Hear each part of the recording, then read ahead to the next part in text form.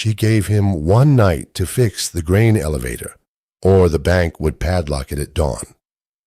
Cassidy Marrow had $7, a duffel bag with a set of hand tools he'd carried since his last steady job on a grain elevator maintenance crew, and a habit of checking any elevator he passed for signs of continued use.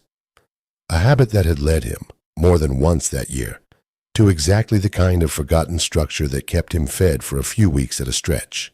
He was 22 years old, laid off 9 months earlier, when the regional co-op that employed him consolidated its maintenance operations into a single traveling crew, eliminating every dedicated local position along the way.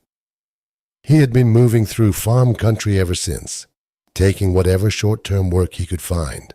The consolidation notice had cited operational efficiency as its justification, language Cassidy had come to recognize across 9 months of towns exactly like this one, as the specific corporate dialect for deciding that a technician's actual familiarity with a particular elevator's specific quirks mattered less than whatever a traveling crew could theoretically manage across several counties instead. He had grown up around grain elevators his whole life, his father having maintained storage equipment for nearly 3 decades before him, and he had learned, riding along on service calls from an early age, to read a structure's condition the way another person might read a familiar face, and to understand, more importantly, exactly what an inspection actually required, versus what merely looked acceptable to an untrained eye. He found the old grain elevator standing at the edge of a small farming town called Ashworth Crossing on a cool evening in early autumn, its tall wooden structure showing decades of weather, a single working light burning in the small office attached to its base. Cassidy approached carefully, understanding from the light that someone was still using the structure despite its evident age, and found a woman inside the office, surrounded by ledgers and a folder of what appeared to be foreclosure paperwork, her expression carrying the particular exhaustion of someone who had been fighting a losing battle for longer than she cared to admit. "You're not from the bank, are you?" she asked, looking up sharply at his sudden appearance in the doorway. "Because if you are, I'd ask you to at least wait until proper business hours before you come to gloat." "I'm not from any bank," Cassidy said. "I used to do elevator maintenance work. I saw the light and wondered if anyone still needed help around here. I didn't mean to startle you." "You didn't startle me nearly as much as the papers on this desk have," the woman said, setting down her pen with a weary sigh. "Name's Constance Reyes. This elevator's been in my family for 3 generations, and as of tomorrow morning, it belongs to a bank that's never once operated a single piece of grain equipment in its entire corporate history." "What happened?" Cassidy asked. "The equipment's failed one too many inspections," Constance said. "Bank's been threatening foreclosure for months over deferred maintenance costs I simply couldn't afford after 2 bad harvests running. I convinced them to give me one final chance. If I can pass tomorrow morning's inspection, they've agreed to extend the loan another year. If I can't, they padlock the doors at dawn and this elevator becomes bank property by lunchtime." "What time is the inspection?" Cassidy asked. 7 o'clock sharp," Constance said, glancing at the clock on the office wall with an expression that made plain exactly how many times she'd already checked it that evening. "Which gives me exactly 1 night to fix problems that have been building for the better part of 2 years, with no money to hire anyone qualified, and no idea where to even begin myself." "I might be able to help," Cassidy said. "I'd need to see exactly what the inspection flagged, and I'd need you to understand I can't promise miracles in 1 night. But I've fixed worse in less time when the situation demanded it." Constance studied him a long moment, the particular calculation of someone weighing whether to trust a stranger against the alternative of simply losing everything without even trying. "I don't know you at all," she said. "I don't know why I should trust a stranger who walked in off the road with anything this important." "You shouldn't, entirely," Cassidy said. "But I don't think you have many other options left tonight, and I don't intend to waste what time you do have arguing about trust when we could be working instead. The inspection report's right here, she said finally, sliding a thick document across the desk. I don't fully understand half of what it says, but I know it's bad. Cassidy read through the report carefully, understanding within minutes that the elevator's problems, while numerous, were mostly the kind of deferred maintenance issues that came from simple lack of resources rather than any fundamental structural failure. The main drive belt on the elevator leg had worn dangerously thin. The safety interlock on the loading dock had failed entirely, creating an obvious hazard the inspector had specifically flagged as disqualifying. The dust collection system, critical for preventing the kind of grain dust explosions that made elevator safety inspections so rigorous in the first place, was clogged badly enough to constitute a serious fire risk. 3 separate failures, Cassidy said, setting the report down. Any one of these alone might have been manageable in one night. All 3 together, in the time we've got, is going to require working efficiently rather than perfectly, prioritizing what actually matters most for safety over anything purely cosmetic. I don't care about cosmetic, Constance said. I care about passing this inspection and keeping this building in my family.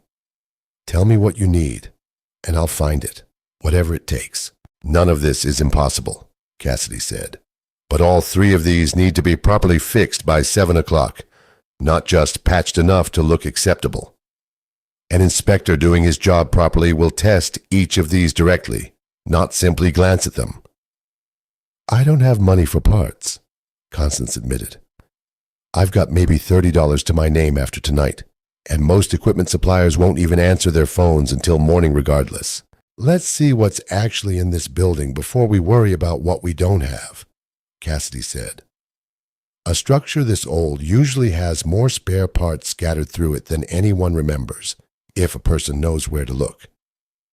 They spent the following 2 hours searching the elevator's various storage areas, and Cassidy's instinct proved correct. A supply room off the main loading floor held decades of accumulated spare parts, some of them exactly what the drive belt repair required, others adaptable with enough patience and mechanical creativity. Constance seemed genuinely surprised at what the room contained, admitting she hadn't properly searched it herself in years, too consumed by the day-to-day struggle of keeping the business afloat to inventory what her own grandfather had left behind decades earlier. He never threw anything away that might someday prove useful, Constance said, watching Cassidy sort through boxes of fittings and salvaged hardware. I used to think that was simply stubbornness. Tonight, I'm considerably more grateful for it.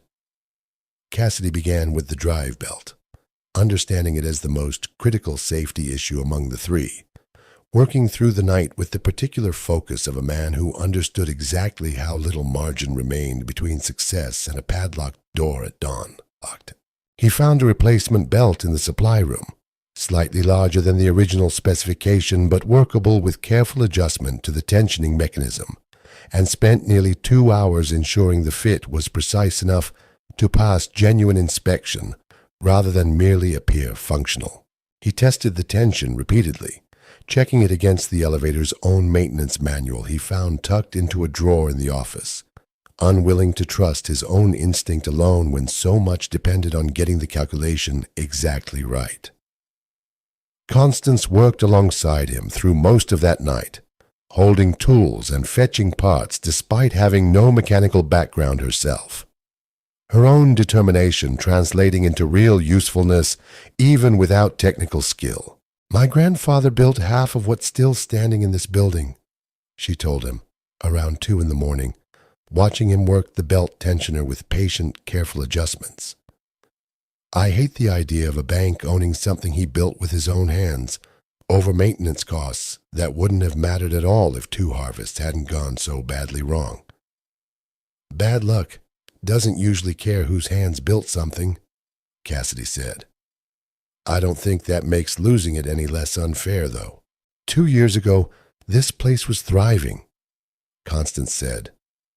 Then the drought hit, and the crop insurance took months to pay out properly, and every dollar I had went to keeping the farmers who depend on this elevator paid on time rather than to maintenance I kept telling myself could wait one more season. I don't know that I made the wrong choice exactly. I simply know it's cost me considerably more than I expected in the end. I don't think you made the wrong choice, Cassidy said. I think you made the choice available to you, with the resources you actually had. That's different from making a mistake, whatever a bank's own ledger might suggest about the distinction. The safety interlock proved more straightforward than Cassidy initially feared. A simple mechanical failure in the switch mechanism itself, rather than anything requiring specialized parts, and he had it properly repaired and tested within an hour, checking the mechanism's response repeatedly until he trusted it completely, rather than merely hoping it would pass a single test. The dust collection system took the longest, requiring Cassidy to physically climb into the collection ductwork itself and clear months of accumulated buildup by hand, work that left him coated in fine-grained dust and considerably more exhausted than either of the previous two repairs had managed. The ductwork's confined space made the work slow and uncomfortable, and more than once, Cassidy had to back out entirely to catch his breath before continuing, understanding that rushing this particular repair risked leaving exactly the kind of residual buildup an inspector would immediately flag. "How much longer on that?" Constance asked, checking the clock again as Cassidy emerged from the ductwork for another brief rest, his face and hands gray with fine dust. "Another hour, maybe less, if the rest of it clears as easily as what I've done so far," Cassidy said, wiping his face with a rag that did little to actually clean it. "I'd rather take the extra time now than have this fail testing because I rushed the last section." "Take whatever time it actually needs," Constance said. "I'd rather lose an hour of sleep than lose this place over a corner cut too quickly." Constance brought him coffee throughout, and around 4 in the morning sat with him during a brief rest, both of them watching the clock with the particular anxious awareness of people who understood exactly how little time actually remained. "I don't know how to thank you for this, whatever happens at 7, Constance said. "I called 3 different repair services yesterday, and every single one told me there was no possible way to address all 3 issues in the time I had left." "You've done more in one night than I thought possible in a week." "We're not finished yet," Cassidy said. "I'd rather save the thanks until we know it actually held together properly." By 5 in the morning, all 3 repairs were complete, and Cassidy spent the remaining 2 hours before the inspection running the elevator through a full test cycle, checking each repair under actual working conditions rather than simply trusting his own work without verification. The drive belt held steady through repeated cycles. The safety interlock triggered properly each time he tested it. The dust collection system, finally clear, drew air through its ducts at a rate that met the inspection standard with real margin, rather than merely scraping by. The inspector arrived precisely at 7, a methodical man named Harold Voss, who worked through his checklist with the particular thoroughness of someone who had clearly failed this exact elevator before and had no intention of being fooled by a hasty overnight patch job. He carried a heavy equipment case and moved through the structure with the deliberate pace of a man who had seen every trick a desperate owner might attempt, checking components Cassidy hadn't even considered a stranger might think to test. "This drive belt's not the original specification," Voss said, examining the repair closely, running a gloved finger along the belt's edge with obvious scrutiny. "It's not," Cassidy said, keeping his own voice steady despite the exhaustion of a full night without sleep. "But it's properly rated for the load and correctly tensioned. I'd welcome you to test it under full working conditions rather than simply taking my word for it." Voss tested each repair thoroughly, running the elevator leg through multiple load cycles, triggering the safety interlock repeatedly from different angles, measuring the dust collection system's airflow with an instrument he produced from his own equipment case. Constance stood beside Cassidy through the entire process, her hands clasped tightly enough that her knuckles had gone pale, watching every test with the particular held breath of someone whose entire future hung on the results. At one point, Voss paused over the dust collection reading, checking his instrument twice before recording the number, and Cassidy felt his own stomach tighten at the delay, uncertain whether the pause meant a problem or simply the inspector's own careful thoroughness. "I have to say, this is considerably more thorough work than I expected to find this morning," Voss said, finally, closing his inspection binder. "Every issue I flagged in the original report has been properly addressed, not simply covered up. I'm passing this inspection, Mrs. Reyes." Constance's composure broke entirely at that moment, tears she'd apparently been holding back through the entire night finally spilling over as she gripped Cassidy's arm with both hands. "You saved this place," she said. "You saved 3 generations of my family's work in one single night." The bank's representative, arriving an hour later expecting to formally process the foreclosure, found instead a past inspection report and a considerably more confident Constance Reyes than the exhausted woman who had called them weeks earlier, begging for one final chance. The representative, a brisk man who had clearly expected a straightforward formality, reviewed the past inspection with visible surprise, cross-checking it twice against the bank's own file before finally accepting that the terms of their agreement had genuinely been met. "I'll need to update our records," the representative said, somewhat stiffly, as though the outcome had personally inconvenienced him. "The loan extension stands per our original agreement, effective immediately." Constance thanked him with a composure Cassidy found himself admiring, understanding that a woman who had spent the previous night in genuine terror was managing in this moment to remain entirely professional with the very institution that had nearly cost her everything. The loan extension, negotiated on the spot given the inspection's clean results, gave Constance a full additional year to stabilize the elevator's finances before any further review would be required. Cassidy stayed on at the elevator through that following year, formally hired by Constance to manage the structure's ongoing maintenance properly, rather than letting it slide back toward the kind of deferred crisis that had nearly cost her everything. He worked through the elevator's remaining needs at a considerably more sustainable pace than the frantic single night that had first saved it, understanding the particular satisfaction of maintaining something properly rather than merely rescuing it from catastrophe. Together, he and Constance rebuilt the elevator's finances gradually over that year, her own confidence growing month by month as the structure ran smoothly under maintenance that finally kept pace with what it actually needed, rather than falling further behind with each passing season.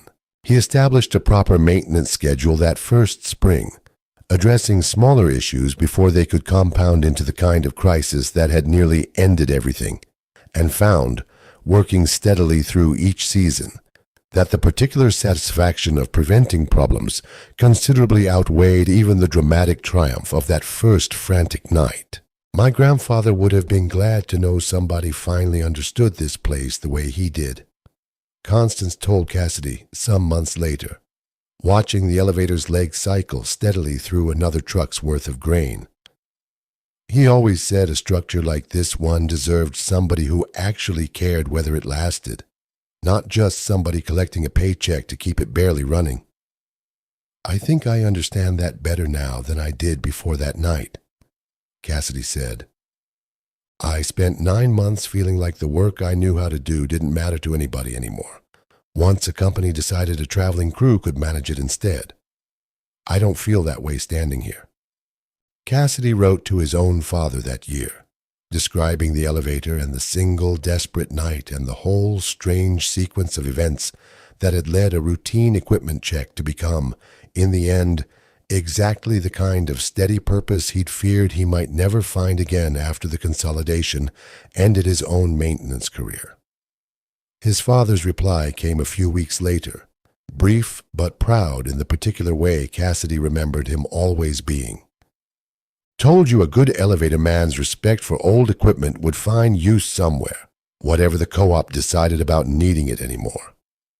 Proud of you for working fast without cutting corners that actually mattered, when 3 generations of somebody else's family depended on getting it right.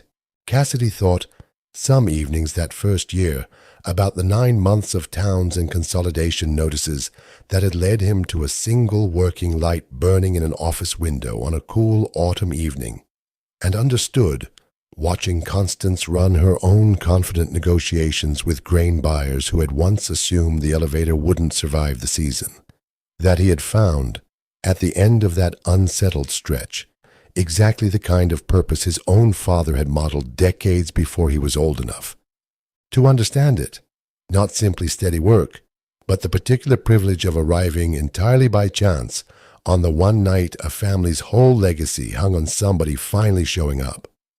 So, here's the question worth sitting with tonight. How many family legacies come down to a single desperate night? One final chance, squeezed between a bank's patience running out and a stranger's willingness to work until dawn without any guarantee it would actually be enough. And what does it take? One night, a supply room full of forgotten spare parts, a stranger who understood exactly which repairs actually mattered, for 3 generations of work to survive one more year. If this story stayed with you, subscribe to Salvage Line for more, and tell us in the comments where in the world you're watching from tonight.